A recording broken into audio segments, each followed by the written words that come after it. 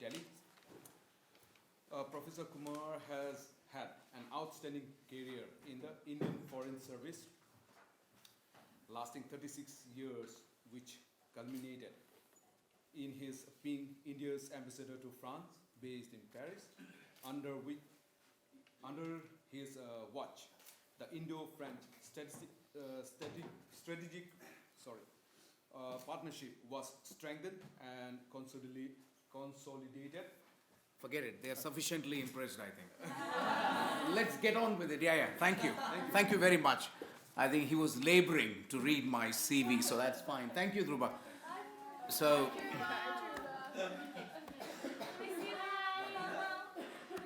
good morning. I was just trying to ask somebody whether about your background, and I was told that you're all between 20 to 27, undergraduate, graduate. Is that correct? All absolutely blue-blooded Australians and so on and so forth. Okay, good. No, I'm kidding. I know. I'm just trying to see if everybody is awake. Okay, so I think as he was saying, I'm a recent entrant to the university. So in academia, my career is pretty short, but I have done almost a lifetime in the Indian Foreign Service. Joined in 1981 and I retired in 2017. We've got a brutal retirement age of 60 because we are a young country and young people just want the older people either to disappear or just leave so that positions can be taken. So I think I'm quite happy actually that I was able to move on to academia. So the brief is understanding India's foreign policy and the key determinants thereof.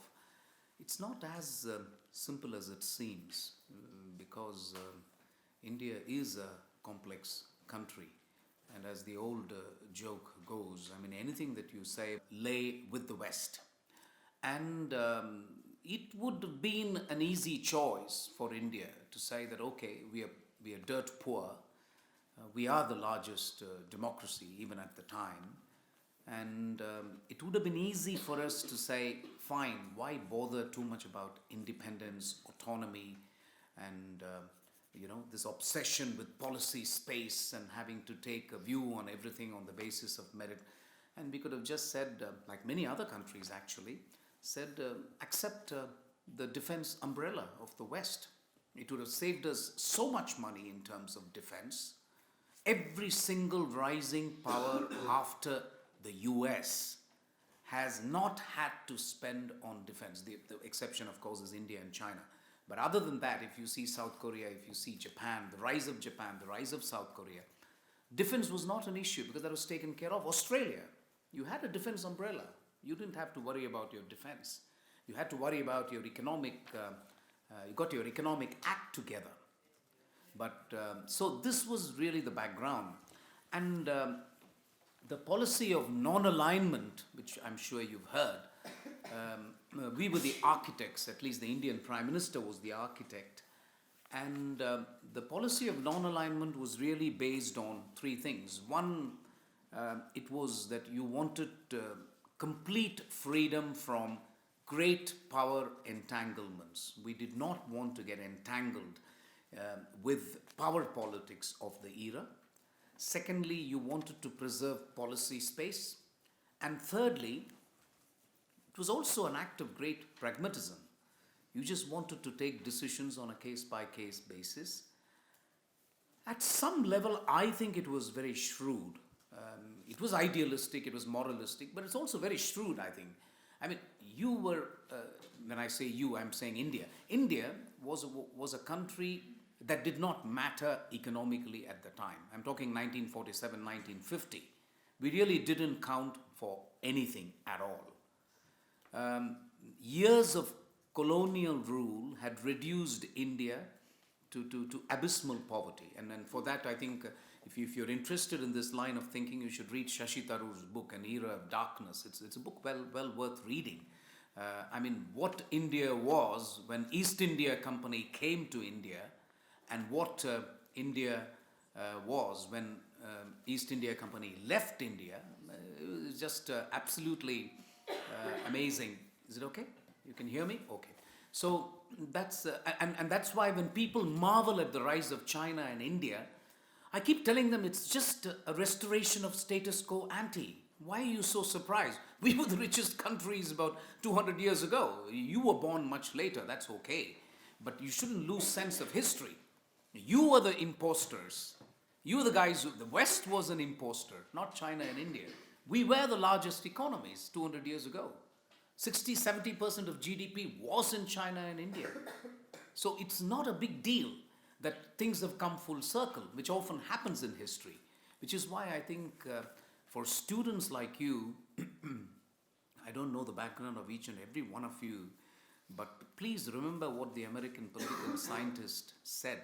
Those who don't remember history will be condemned to repeat it.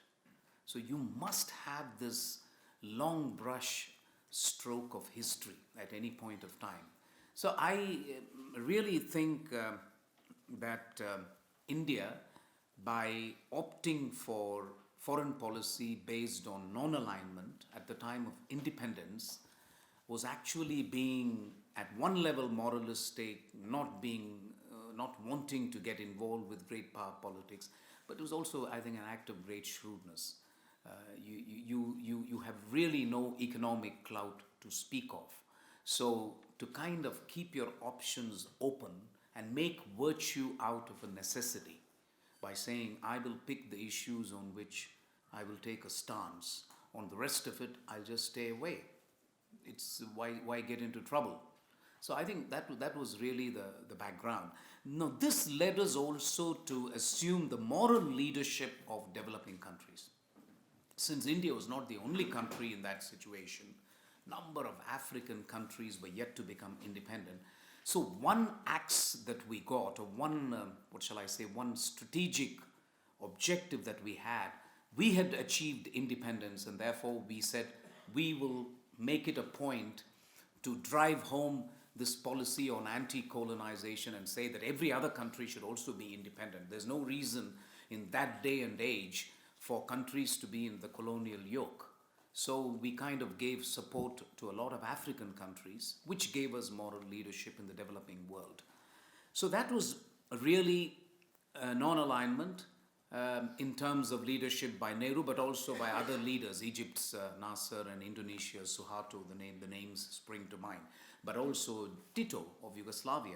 Tito of Yugoslavia probably took a lot more risk than even leaders like Nehru, because for him it was very close. He was really under pressure from the Soviet camp and from the Western camp, and Belgrade was bang in the middle. So I think for him it was an act of great, boldness. But for others, I think it was very shrewd. It was certainly moralistic, but I think it helped us that we stayed out of superpower politics. Not all countries did that. India's neighboring country, Pakistan, clearly decided that whatever India does, we should do the opposite. And they continue to do that to this day. But anyway, I'll not wade into that politics. But basically, they said we will belong to CENTO and the West.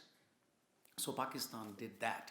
But for India, there came a time when we had difficulty justifying this policy, because there would be a lot of statements made in support of India by you must know this grouping called G77, group of 77 countries. They would all rhetorically support India, and yet when it came to the crunch and when push came to shove, they would desert India one by one.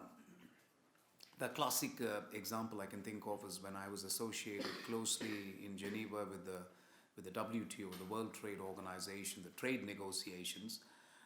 India would always be left alone. And we would say, what happened to all the third world solidarity and support? So it became obvious to Indian policymakers over time that G77 was useful. It had its objectives, it had its purpose, but it was limited. And to some extent, that's understandable, because this motley group of countries called G77 varied from countries like Mali or Gabon, no disrespect intended, but these are African countries which are probably dependent on one single item for export, oil and so on. And then you have countries like Egypt and Arab countries. Then you have countries like Argentina, Brazil, which actually, even at that time in the Uruguay round, were massive exporters of agricultural commodities. They were agriculture superpower, like pretty much like Australia actually, in that sense. So they had, their interests were clearly different from India. So at some point, India had to sit down and say, okay, we will use G77, but where are we going with just brutal pursuit of national interest? If India has national interests and we want to pursue them, who do we look to? We couldn't look to the West because I'm now still talking about the era of Indira Gandhi. I don't know if you heard the name of Indira Gandhi, but when she was Prime Minister, a very strong-willed lady, bit of an Indian Margaret Thatcher, if you like. But and at that time, she just hated Nixon of the United States, and they just didn't get along at all. And that also created further distance between what should have been a very, very logical, natural partnership between the world's most powerful democracy and the world's largest democracy, something that's happening today, but didn't happen for such a long time, which was kind of absolutely counterintuitive. If you look at international relations, there was very little in common between India and Soviet Union, and yet we were the best of friends. So much in common between US and India, with Indians really flocking to go to the US even now. And yet, when it came to foreign policy decisions, I remember we were talking among friends, so don't go and say this to the press, but when I joined in 1982 in Geneva, the Indian negotiating team at the UN Human Rights Council, the Human Rights Commission as it was then called, those were the days of no mobile, obviously no social media, no computer, no fax, nothing. So you would get what is known as a telex. I'm not even sure. I can see from the puzzled expression on your faces that you don't know what the hell I'm talking about. But telex is a pathetic piece of paper which kind of sticks in your hand and it stains your hand. And this is a machine that made a lot of noise. And this was the way in which instruction was conveyed from Delhi to Geneva. It would take 24 hours for the instruction to vote, abstain, or go against a resolution in the UN Human Rights Council. So it so happened on one issue, we didn't get an instruction. And that's pretty serious because even to abstain, you need an instruction from headquarters if you're an Indian, if you're a diplomat. It doesn't matter Indian or Australian. You still need Canberra to tell you what do you do. So my ambassador and I were left in the situation, what do you do? So you won't believe it. We just said, okay, we're not getting the telex machine for whatever. It's not our fault. Phones couldn't work or didn't work properly. So we just said, we'll wait for the US to vote. We will do exactly the opposite. And we got it right. That was Indian foreign policy for you. 1980s, early 80s. Do exactly the opposite of what US does. We got it right.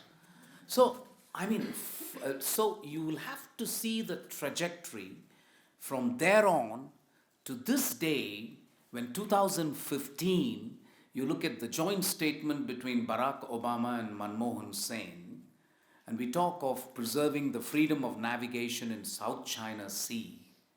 It is a monumental shift in Indian foreign policy.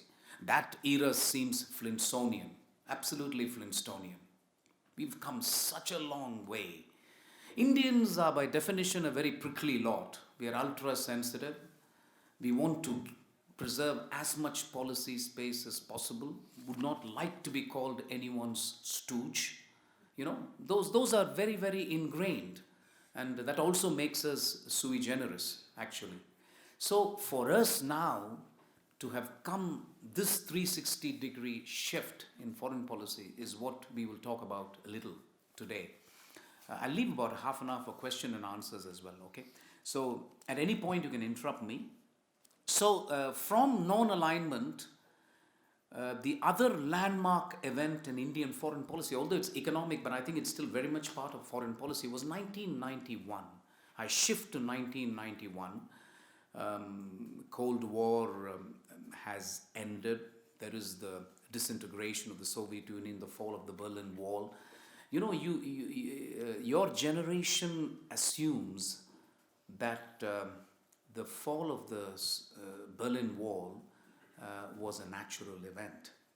But trust me, I was posted in Morocco in 1985, and if you had asked me, 1985 was 4 years before the fall of the Berlin Wall, and I was already interacting with Soviet diplomats actually.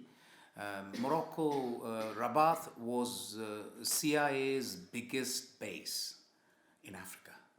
So I learned about that only 6 months after I arrived. Indian diplomats were woefully unprepared those days. These days we are better prepared. Anyway, I landed up there. I'm giving you the story because it has some relevance for my lecture. So I was there, and I got quoted by an American diplomat. I was very young, so I was also gullible. I mean, you also become wiser as you go along. So I was barely 27, 28. So I was newly married. We had a kid and so on. So this American diplomat said, "I have not heard anyone speak better English than you." Blah blah blah. I should have known immediately that this was ridiculous, but I didn't. So that was the reality of it. There was no counter-espionage training at the time in India. The Indian Foreign Service system, you just take an exam which is brutally competitive. And if you are smart, if you're exam smart, that's all I'm saying. There's nothing else involved, because it's just, it is a very fiercely competitive exam. But if you take that exam, and if you're smart at 22, 23, you make it. That's all. It doesn't mean you're a superhuman being in any other way. You may not even be street smart. You're book smart.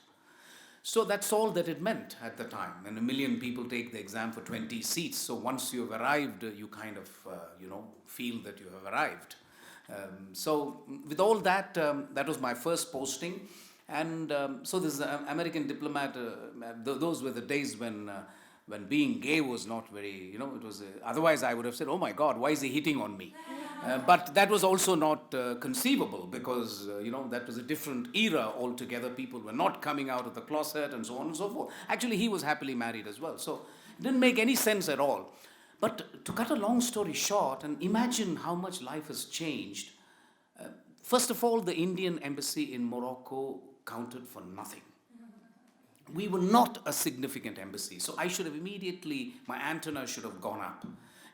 I can understand if I'm German embassy, or, if I was an African embassy. Morocco was important, but India, we just had a post there, not because we had a huge Indian community.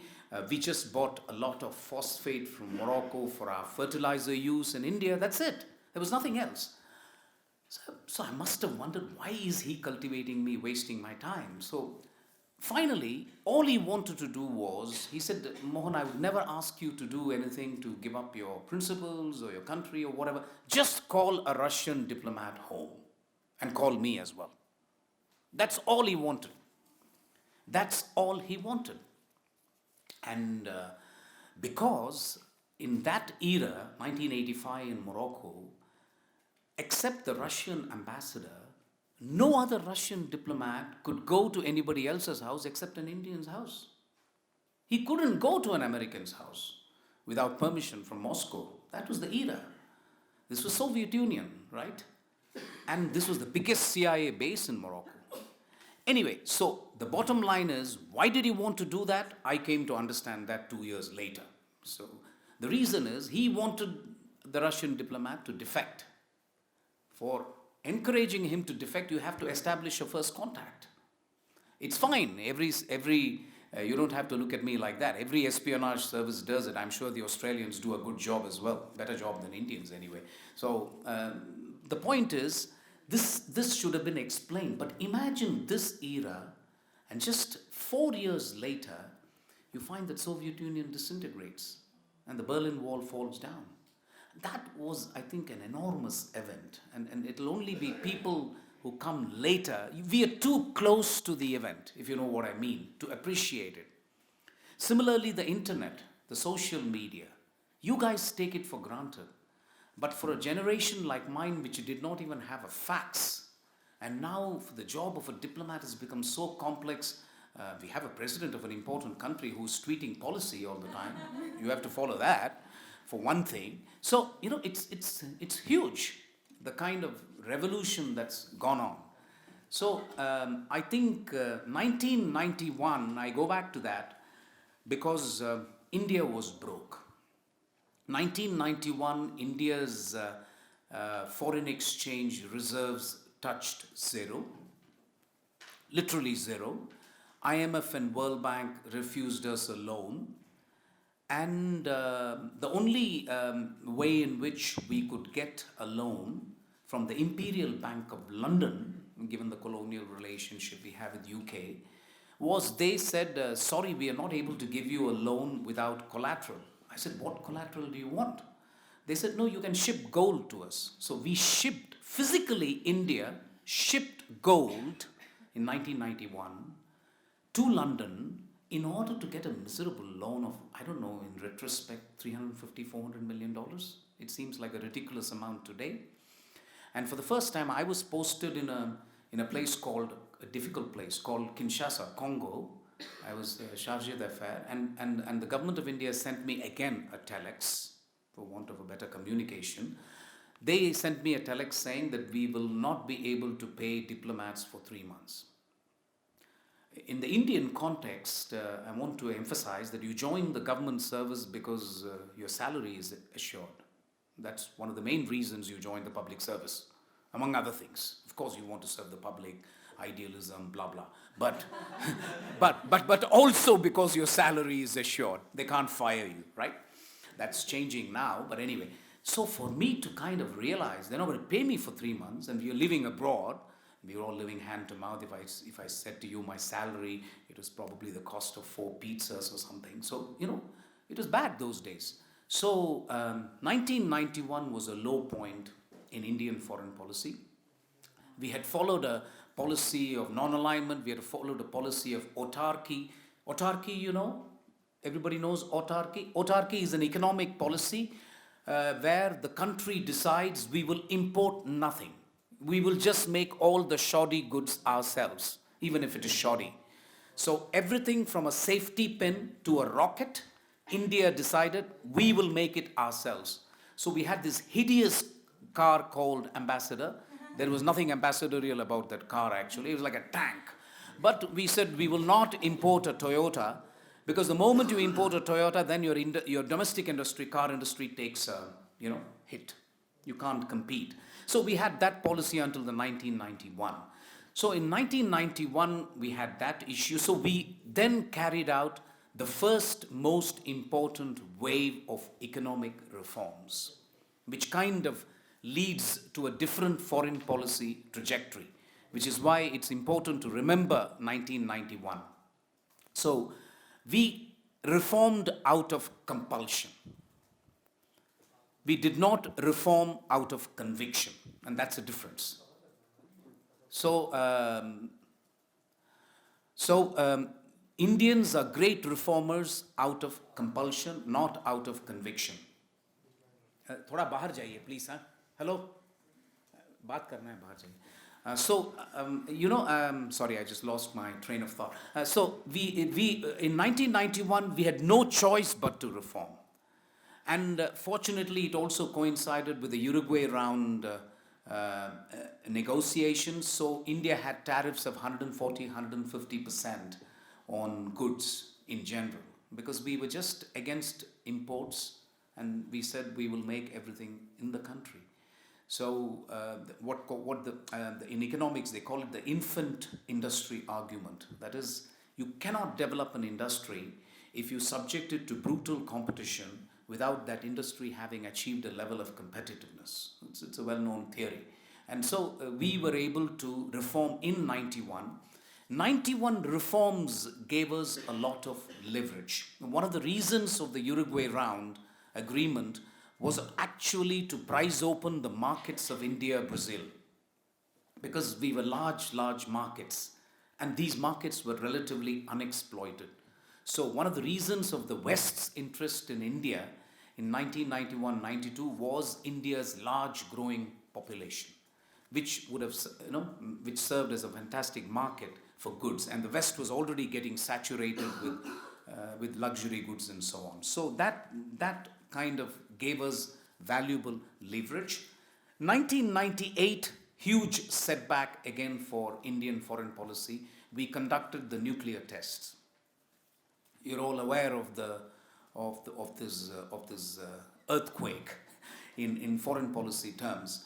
As a side story, for the CIA, it was a huge setback, because despite spending billions and billions of dollars, the CIA had no clue that India was going to conduct the nuclear test.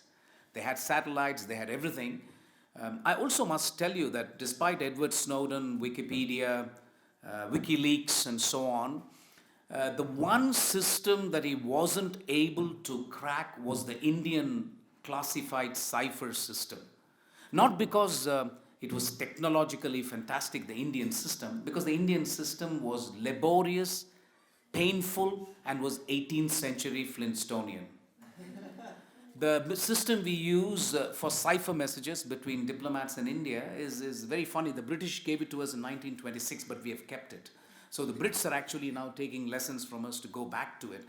It's a very laborious way of doing it, wastes a lot of paper, but it kind of worked. They were not able to penetrate our system. So if I have to send a message to him, and I'm sitting in Delhi, and let's say he's sitting in Canberra, and I just sent a message saying the Indian foreign policy is based on moralism. This is the message I want to send to him. What's your name? Sorry? Simon. So I want to tell Simon the Indian foreign policy is based on moralism. I have a book which is called a one-time cipher book. He has got exactly the same copy. We've already exchanged it in advance. So the Indian foreign policy, THE will be ZCK. And he will be able to decipher this. I'll send him a message saying ZCK, etc., etc. The Indian foreign policy is moralistic. Simon will be able to understand that. Upon deciphering it, he immediately burns it.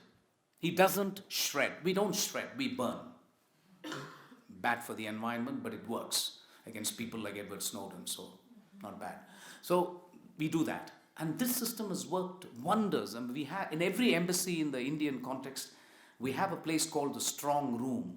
The strong room is like a nuclear bunker, so that you can't penetrate it through airwaves. There is no window, actually very suffocating. But that's where Simon will go. He's got a teleprinter machine in front, so he will get this sentence which makes no sense to anybody else except me and him, because it says ZCK. It's all complete nonsense phrases, right? But he's got the book, I got the book. The moment he types it into the machine, he will know this sentence comes in. And then we immediately, at the same time, destroy both copies. These are the only two copies in existence. So this has worked quite well, the kind of classification. But coming back to 98, we did the nuclear tests, and immediately thereupon Pakistan did the same. And then for a long period, we were treated as an outcast by the West. So technology was denied to India because we were going against the NPT, the Nuclear Non-Proliferation Treaty, although we had never signed it ourselves. So from 98 to about 2001 or 2002 was the worst period in Indian foreign policy, when we had no friends. The only country which really dealt with us at the time in the West was France, where I had the privilege of being the ambassador. And I would always tell them that this is something we will never forget. Jacques Chirac was the president of France at the time, and I remember he telling Indian leaders that we understand why you conducted the nuclear tests. Because of the security environment, and we will talk about it a little later. The security and India's decision not to accept the Western nuclear umbrella, India's decision to follow what I call economic autarky, that is, we will make everything ourselves, including launching satellites and so on, and India's environment, security environment in which we are faced with two nuclear powers. one much more hostile than the other, but I wouldn't describe necessarily the other one as benign, Pakistan and China.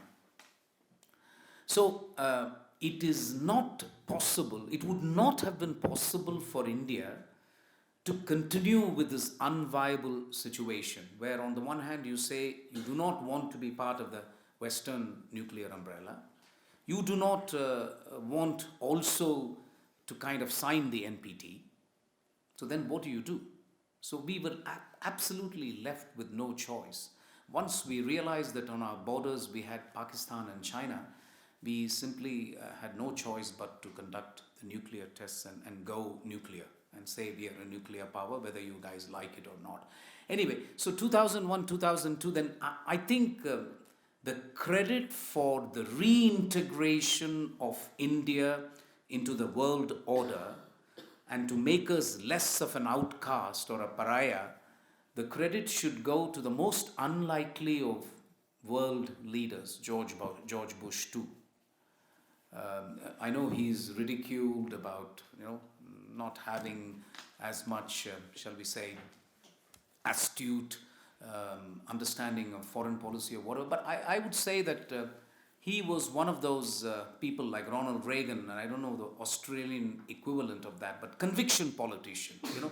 Politicians don't always have to have an IQ of 140, right? They don't get voted on the basis of that.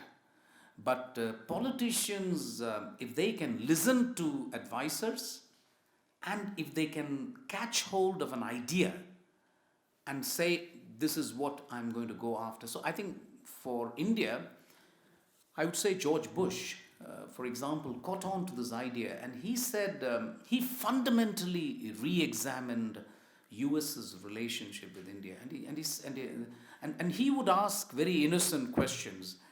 I was there in one such meeting. In WTO, he made a statement which kind of evoked absolutely derisive laughter, because he said most of our imports come from abroad. And that statement kind of made every trade diplomat laugh. So somebody said all imports come from abroad, not just most. But anyway, that was George Bush. So, but George Bush's question to the State Department at the time, now the records are available, he said, can you tell me the basic antagonism with India? There's got to be some reason why we don't like India, right? There's got to be a reason. I mean, if Australia has an enemy, every once in a while, it is the duty of every generation to sit down and say, listen, why are we opposed to this country? Even if that country happens to be North Korea. You should ask yourself that question, Is it in Australia's fundamental interest to oppose it? Maybe it is, but it is worth re-examining. And this credit should go to George Bush. I mean, he really asked a series of very, very intelligent questions, which kind of belies this gentleman who was so parodied by the international press. So he set in motion a process called the Next Steps in Strategic Partnership. I would describe it as a very important event in the trajectory of India's foreign policy. And that took us, and I don't want to bore you with too many details, but from 2003 onwards to 2008, 5 years of tons and tons of meetings between US and Indian diplomats, basically trying to say, listen, I think we have more in common than what we believed. Both of us believe in democracy, both of us believe in rule of law, both of us are practicing democracies. So what's the problem? And we finally came to the conclusion that if America can accept that we will not be a servile ally, because that India, as I said, we are a very proud, prickly country, whether we like it or not. And that's the way we are going to be. I don't think, the Indian Parliament will never accept if the Americans say we want to have a military base in Delhi. That just simply will not work in India. So we told the Americans that, listen, as long as you accept this, and you do not think that every vote in the United Nations we should follow you blindly, because we will not be able to do that either, why don't we just start with the areas of convergence? And then the other important role played in Indian foreign policy, and I wouldn't underestimate it, the huge role of the Indian diaspora in the United States, enormous. I mean, just the image of India, this stereotyped image of India of a country with grinding poverty, buffaloes and cows on the road, filth everywhere, people don't have enough to eat. How do you tie this up with every other Indian that you meet in the US has gone from MIT, Stanford, just does amazing work in IT in the Bay Area, innovation. And then you look at 5, 6 top companies in the world and all the CEOs are Indian origin, Satya Nadella or Pepsi's Indira Nooyi or so. I think the Indian diaspora in the US deserves a lot of credit for just changing the image of India, but also contributing to the Indo-US nuclear deal of 2008.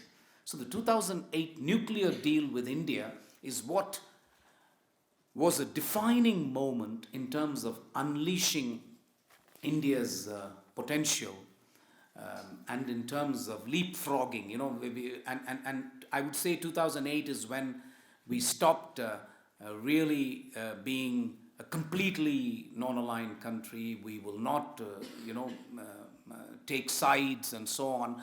I think it became obvious to us by 2008 that we need very important allies because we live in a very rough neighborhood, frankly. And India found itself I think we came to the conclusion that it was not possible for us to tackle the security environment all by ourselves. We needed friends. So that is when I think we started this great strategic partnership with the United States.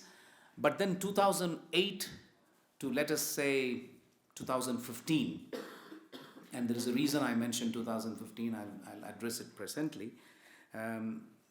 2008 to 2015, we must have signed about 20 to 30 strategic partnerships with different countries in the West.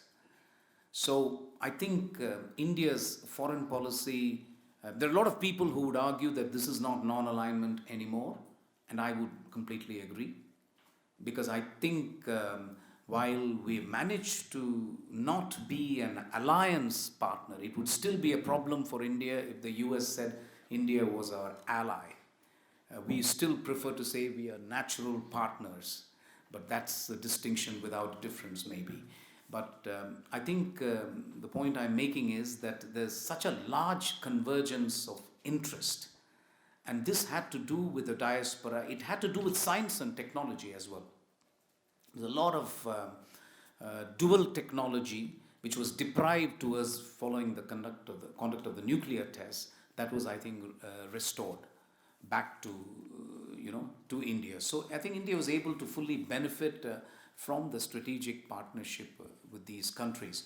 So 2008 to 2015, what India has done in terms of foreign policy is try and become from non-alignment to multi-engagement to what I would describe as a hedging power, as a balancing power. To be honest, we are not yet, and I don't know whether we ever will be, frankly, because with India, the jury is always out, you never know. But I think what I'm trying to say is all by ourselves, we are not able to swing things in the world just yet. But what I will say is that we are in an excellent position to join somebody else to swing things. And we will talk a little bit about Quad. Have you heard of Quad? Yes? Yes. Because that's something Australia is part, and we should talk about it. The US, Japan, India, Australia, Quad. We'll talk about it because Australia, which contemptuously turned down our offer 2003, I'm joking, but you did. And so we're very happy that you're back. And we will discuss Australia-China, which is very, very interesting. The kind of flip-flops you've done, and I love you, I hate you, it's fascinating what Australia is doing with China as well. I'd like to hear from you actually what your take is on that one. But going back, therefore, India hedging, balancing power. And I would say that is where we are, frankly. It would be wrong for anyone to suggest we are a great power. We are clearly not. And I will be addressing you once again, I apologize, but on India, a rising power with a question mark. And so we will talk very clearly about it. And the question mark is very relevant in my view, because we are not there yet. One of the reasons we are not there, and I'm now slowly shifting before I give some time for questions to the determinants of India's foreign policy. The first and primary determinant will come as a surprise to you. It's not about nuclear power or nuclear missiles. It's not about territorial integrity. It's about China, Pakistan. That's important. For me, as an ex-practitioner of Indian foreign policy, the most important determinant of Indian foreign policy is 350 million people in India living in extreme poverty. This is a key determinant. I'm absolutely clear in my mind. Kofi Annan, wrote a foreword for the SDGs. SDGs, and you should know, Sustainable Development Goals. You should know all of them, and I think it's going to really play a key role in shaping the international relations agenda over the next 10, 15 years. So Kofi Annan says, and this doesn't make me proud at all as an Indian, but it is the truth. There are only two regions in the world where people in large numbers suffer from extreme poverty. One is sub-Saharan Africa. No surprises, right? And this confirms to also the stereotype that you have of Africa. Although 8 out of 10 fastest growing economies in the future are going to be in Africa, but then Africa is Africa, right? The next one, no surprises for guessing again, is India. Now, I don't know how many of you have been to China, but I'm willing to believe Kofi Annan. I've never been to China, and that's very rare for an Indian diplomat. But then in every Indian foreign service, there is a mafia. The Australian Foreign Service has a mafia led by Kevin Rudd, I think, who kind of says, we are the guys who are going to do China, right? They know Chinese, they know China. So similarly, there are a bunch of Australian diplomats whom I repeatedly met in Geneva. They said, we are Geneva experts. I said, that's wonderful. Nobody ever said I'm a Mali expert, but Geneva expert is good. It's a nice place. But no, I'm joking. Anyway, so there are also guys who look at Washington and say, we deal with the United States. So in the Foreign Service, we encourage specialization. So that's fine. Similarly, China, for example, it is said by Kofi Annan that they have gotten rid of absolute poverty. That is miraculous, if that is true. I have no reason to doubt it, but I just haven't been there, so I don't know. And there is this fair degree of skepticism about Chinese statistics, if you know what I mean. In India, what you see is what you get. It's in your face. Everything is in your face, right? You almost get a shock when you come to India for the first time.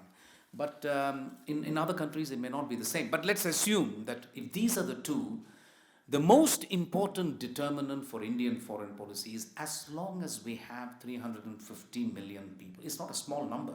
Australia's population is 80, 90 million? No. 24. 24? Just 24? Oh, God, okay. I don't know why I thought it was 80, 90. Forgive me. So 24. So you realize when I say 350, it's 10 times Australia's size. That's an extraordinarily large number of people. And we are not talking poverty. Poverty, we have 600 million in India.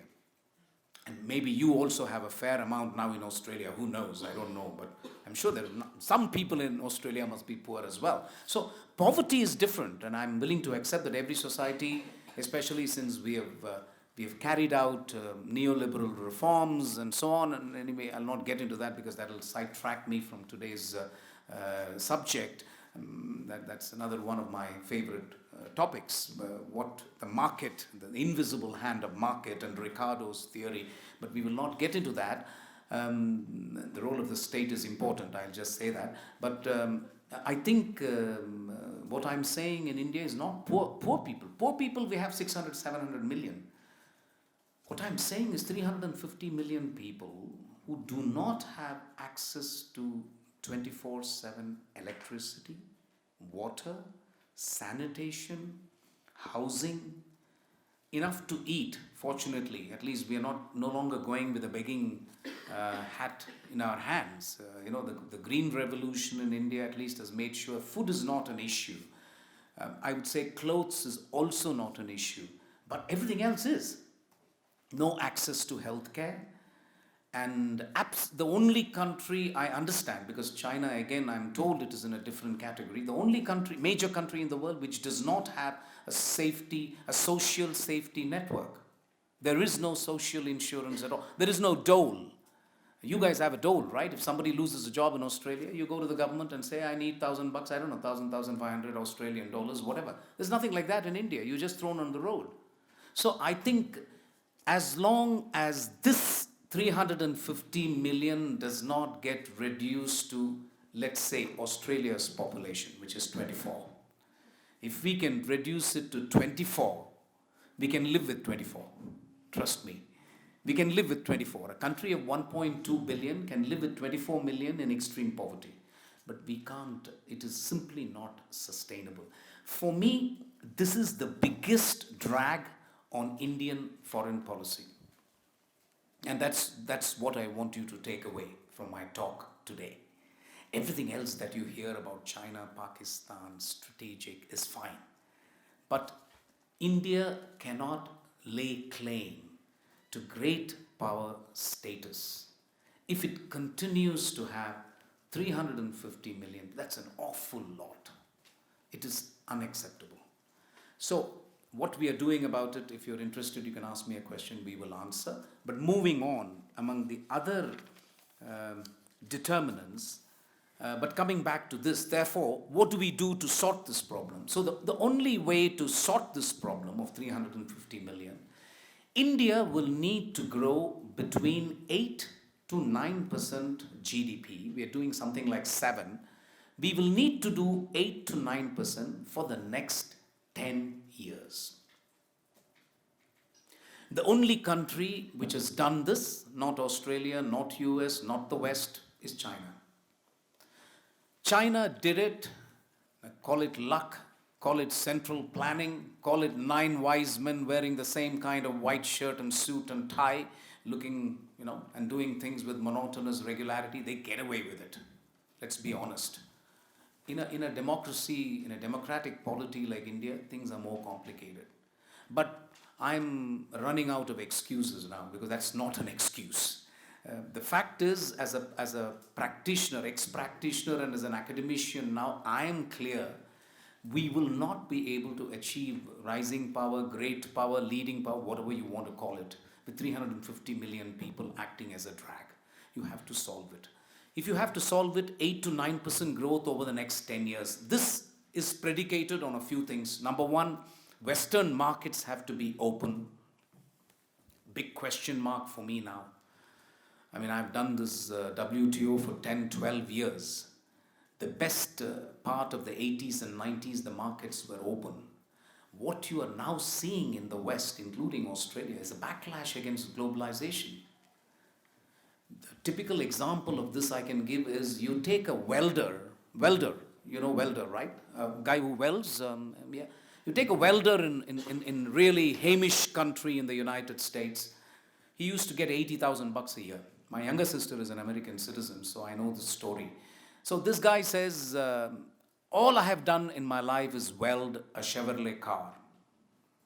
He's got 4 kids. He's now 50 years old. Suddenly, NAFTA, the car factory, moves to Mexico. What do you think this welder is going to do? There is nothing else he has done in his life. He's not gone to college. So you can't train him as an IT specialist overnight. So this is the typical story that is being replicated in all of your countries actually. Problem is not the youth, because at least you guys know what you're up against. You guys know what you're up against. But if you are 50 years old, you have not been to college, but you had a wonderful thing going, maybe as a coal miner in Australia. I don't know enough about Australia to give you examples, but you are getting the drift of what I'm saying. If you're a coal miner, if you're 50 years old, and if the COP21 tells Australia that, listen, stop just bringing the planet down. You guys are burning coal, for God's sake. You're exporting coal. You're exporting dirt. Stop it. So what's this coal miner going to do? Go to China, maybe? Migrate to China? That's one option. You can learn Chinese and, So this is a major, major problem. Textile factories being closed in the United States because of the WTO reforms. Same problem. If you're working for a textile firm all your life, and then suddenly the textile firm is shut down, then what do? So I think the real problem for India in achieving this goal, and that's what I'm talking about now, will markets continue to be open in the West? A question mark. Because of the backlash against globalization. For India, it couldn't have come at a worse time. China has already taken advantage of it. So it's okay. They will live with it now. They will say, we will now focus inwards. As usual, India caught napping, if you like. Caught napping and a little bit late, if you like. So that's an issue. And let me now say the two other red lines for India. One is 350 million, you got that. The second red line for India in terms of foreign policy, we will not be able to do anything which causes rural distress or farmer distress, farmer suicides. That's a huge no-no for any democratic government in India. 60% of India lives in the villages still. That's an awful lot. 1.3 billion, and 60% live in the villages. 60-70% of employment is supported by agriculture. So if anything messes with our agriculture, so if we oppose Australian apples or Australian dairy products, please understand why we do so. I'm just making this plea to you. Because if it decides, if it kind of comes in at a price which is very competitive, and it creates market disruption in India, then that would be a big problem for us. The other important determinant of foreign policy obviously is the military dimension. And I just want to leave you with this thought that land domination and conventional army has pretty much become irrelevant. Makes no sense for China and India to say we've got a 1 million standing army. What for? If I can do with 100 robots what 2 million people will do, makes no sense to have 1 million people. We've got a 1 million strong army, standing army. The last war they fought was 1971. What am I paying them for? They're all putting on weight. They're doing the drills from time to time, but otherwise makes no sense at all to have a standing army. So the whole nature of military is now sea-based. It's the control of the ocean that's going to make a difference, not land. But yes, Air Force will make a difference because you will still need an aircraft carrier on which planes can land with nuclear missiles and so on. But land-based army, complete no-no. So we are seriously thinking whether we should reduce that and try to have a counter-terrorism force or something. It absolutely makes no sense to have a land-based army anymore. So that is the biggest military determinant of foreign policy.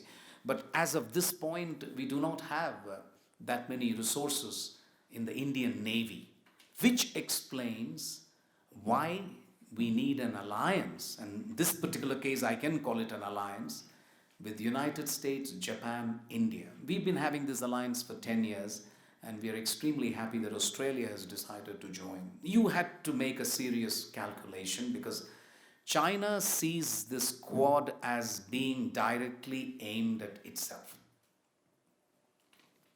it would be disingenuous of me to completely deny their calculus. I'm choosing my words carefully. Okay? So Australia has said, okay, we will be part of it. But as I said, one of the things that I will be watching very, very carefully is Australia's dilemma. I call it the Australian-Chinese dilemma. You've got a real Chinese dilemma on your hands because your economy is so dependent on exports to China. That by itself is bad because China is anyway going to slow down. I cannot see China growing at 10% in the next 10 years. It's not going to happen. So I'm not asking you to shift to India. We'll be happy if you did, but I'm saying you can diversify, right? That's something you'll have to do. But it would be interesting for me to hear whether you have ideas about how Australia, because you are the younger generation and maybe you are free of Kevin Rudd's baggage. I know Kevin Rudd, that's why I keep saying Kevin Rudd. He's extremely smart and very, very shrewd diplomat, speaks excellent Mandarin as well. But your generation, I think, is important for determining what Australia's fundamental posture should be vis-a-vis China. That's a big decision for you guys to make. Climate change. For the first time in Paris, and I was ambassador there, where I'm actively involved with the negotiations, COP21, I think India's negotiating stance in Paris was a radical departure. In most multilateral negotiations, India's reputation is to be part of the problem. We are fond of saying no. Because policy space, again, right? I must tell you one thing, if you allow me. I'm just scared that you won't have enough time for questions. Is it okay? I can go on for 5 minutes? Okay. So there is every civil servant in India, and this might help you to understand India's foreign policy also. Every person who joins this elitist civil service in India called the administrative service or the foreign service, we get together in the night, and obviously, you've just gotten rid of an exam, so it's drinking and boozing and having a good time and the rest of it. And then we take an informal oath. You've heard of the Hippocratic oath that doctors take, which is do the patient no harm. At least don't do him harm, right? So we take an oath. We call it the Mahatma Gandhi oath. So the Mahatma Gandhi oath is very simple. We all know that having joined this elitist civil service, we will be required to take decisions of life and death for people at some point. Not all the time, but for example, I did have to take decisions on intellectual property rights. I was India's negotiator for TRIPS, intellectual property. Intellectual property rights was a huge issue for India. So I did take some decisions, I can claim, which did impact people's lives. So all civil servants go through this. The one thing that we say is there should be one oath which is called the Mahatma Gandhi oath, and that means before you take a decision which affects people's lives, you make sure that at least these 350 million people who live in absolute poverty or extreme poverty, their lot is not made worse by your decision. Got it? So I don't care if the rich become richer or poorer, not a problem. I don't care if the middle class is helped or not.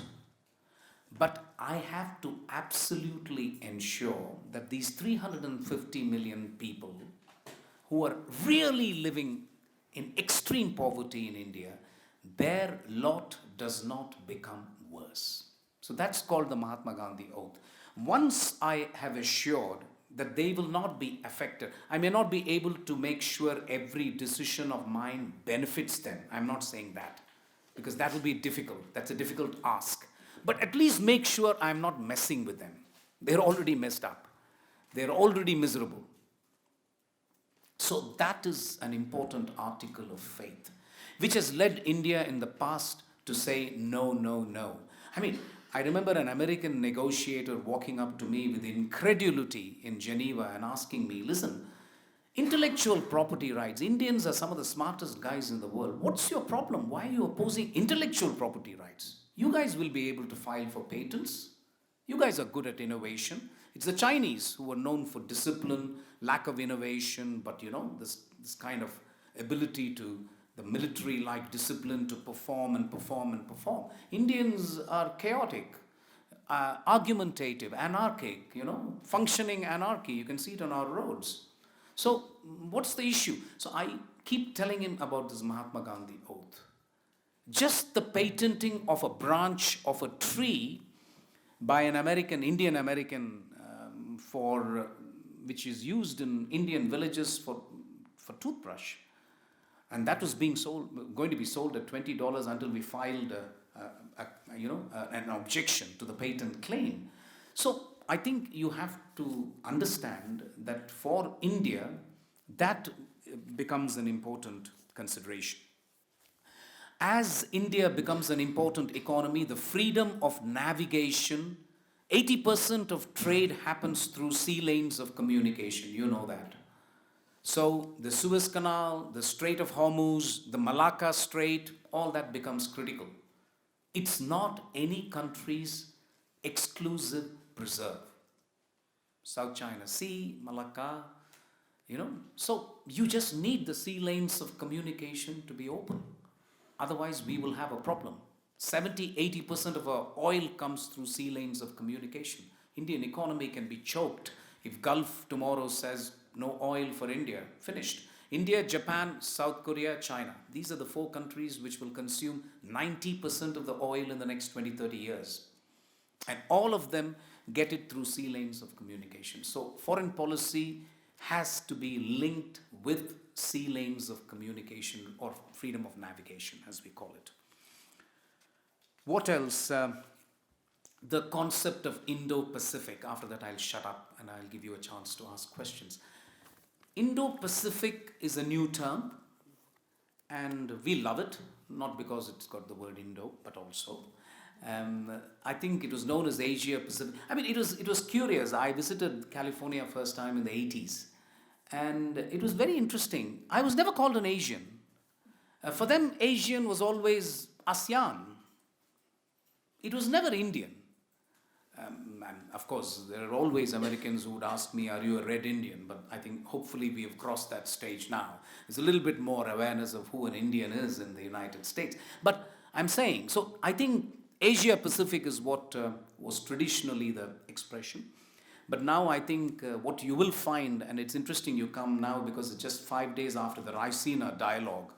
And you might want to look at the proceedings of the Raisina dialogue. The Raisina dialogue is the equivalent of the Shangri-La dialogue that Singapore has, or the Manama dialogue that the Bahrainis have. It's become an important date in the calendar of strategic dialogues that countries have. And one of the things that we talked about was Indo-Pacific. And now the Indo-Pacific broadly means from the west coast of the United States to right up to the east coast of Africa. So that's the region we are talking about. You will immediately observe from my geographical description that most of it is ocean. So that's why I'm saying the future of foreign policy, the future of strategic thinking, the future of strategic influence is all in the oceans. Australia has a big role to play because you guys are a big navy. So that is one, and you are wonderfully positioned as well. I always thought you were down under, but I now find that Australia can really use this to come into its own. Seriously, I think that's a great strategic opportunity for Australia as well. So I'll stop here. I'm sorry if it is a little meandering, but I think you will, the real takeaway, sui generis, 350 million people drag, and if we don't resolve it, the rest of it is rhetoric. I mean, and every country has a justification to be proud, and Indians are proud, and so on and so forth. But your ability to project power has to be dependent on internal economic strength. Otherwise, there is absolutely no point. So I'll stop here and look forward to some questions. Thank you for your attention.